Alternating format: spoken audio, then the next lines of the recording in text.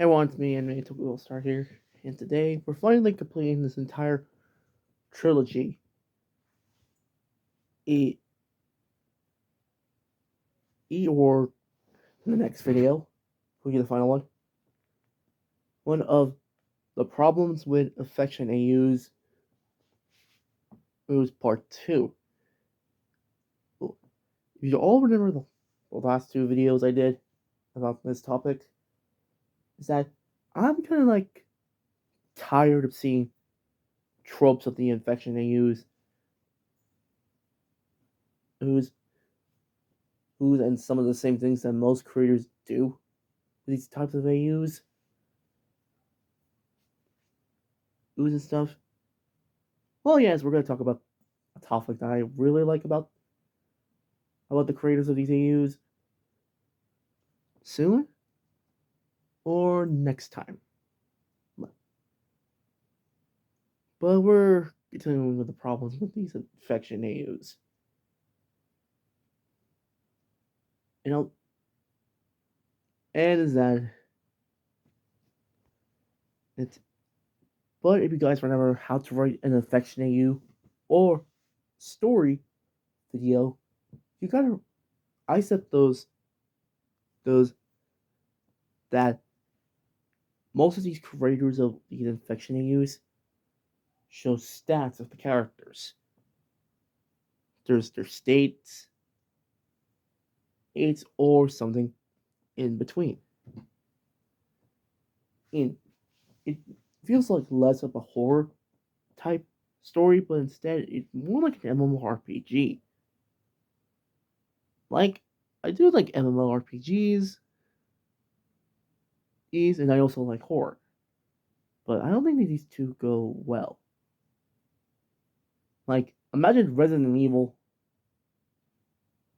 well, or Silent Hill had stats with your characters. Instead of, building up your skills those over time you play the game.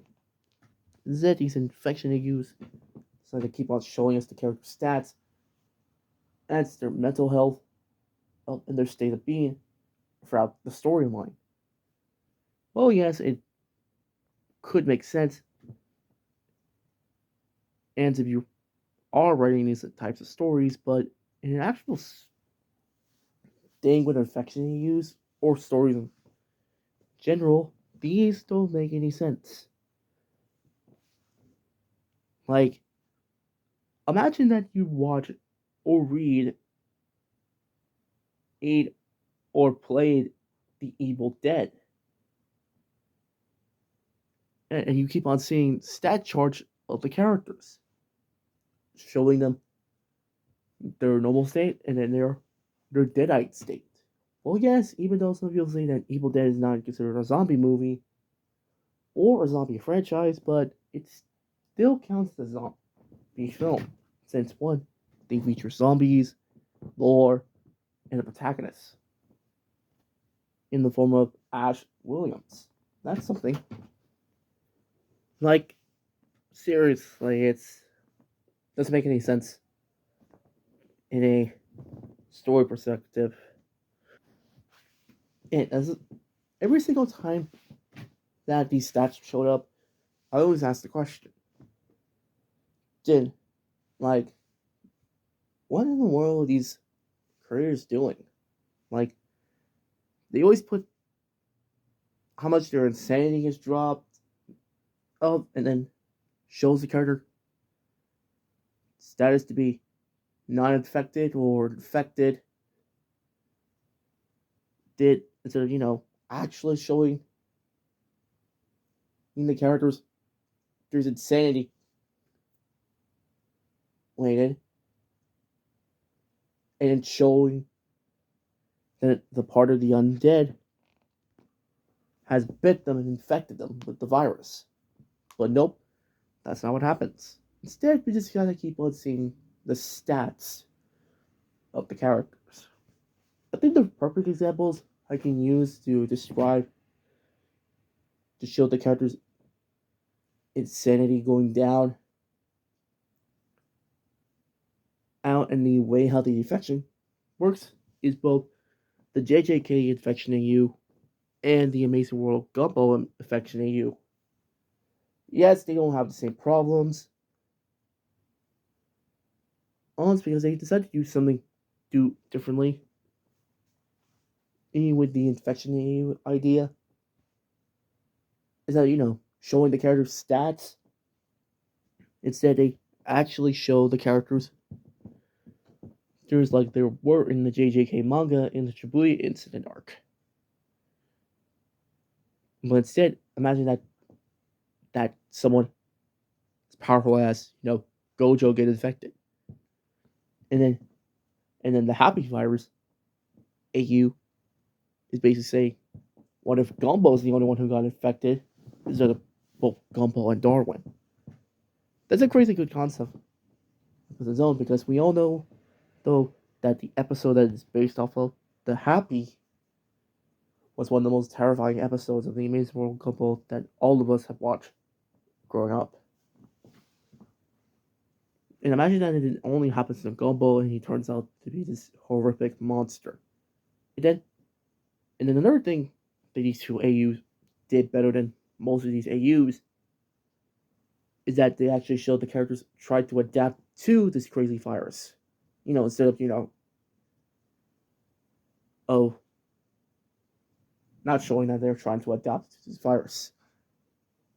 Like, the sorcerers of the JJK universe, including Yuji, Maki, Yuta, and the rest of the cast, are trying to find a way to get out of Shibuya and find a way to get rid of this mysterious virus. But they had to deal with Gojo of being infected, because we all know that in the part of the story, Sukuna is not as strong as he will be in the later parts of the JJK manga.